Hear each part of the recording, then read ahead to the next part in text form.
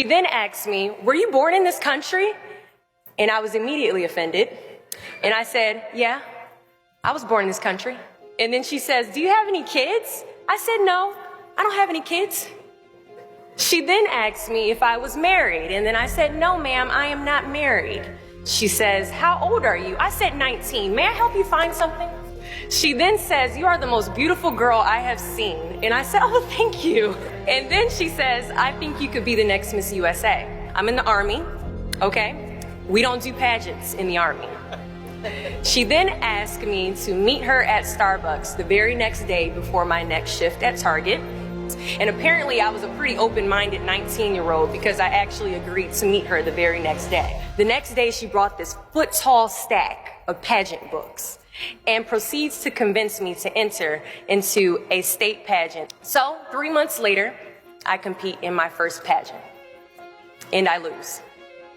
I go back the second year, compete in the state pageant. I lose. Go back the third year, compete in the state pageant and lose.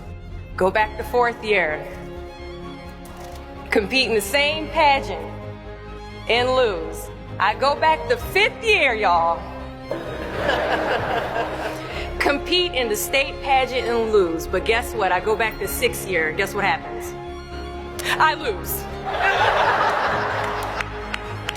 I called her on the phone and said, you told me I could be the next Miss USA.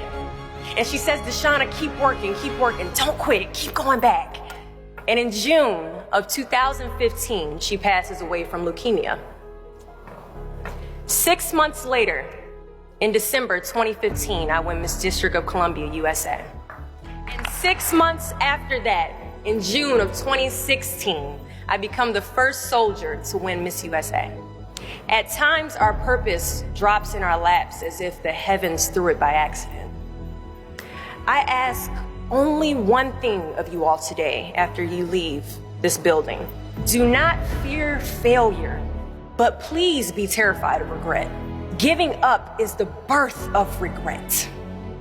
After you walk out this door, you will receive 100 doors shut, slam in your face. You will have 100 moments that will be filled with someone telling you no, or telling you, thank you for your application, but we regret to inform you that we've chosen a different candidate for this job. You will sit in 100 different interviews and you will not get the job. The reality of life is that we will all hear more no's than we hear yeses. And we will fail a lot, and I mean a whole lot. But what I ask of you today is to not take no for an answer.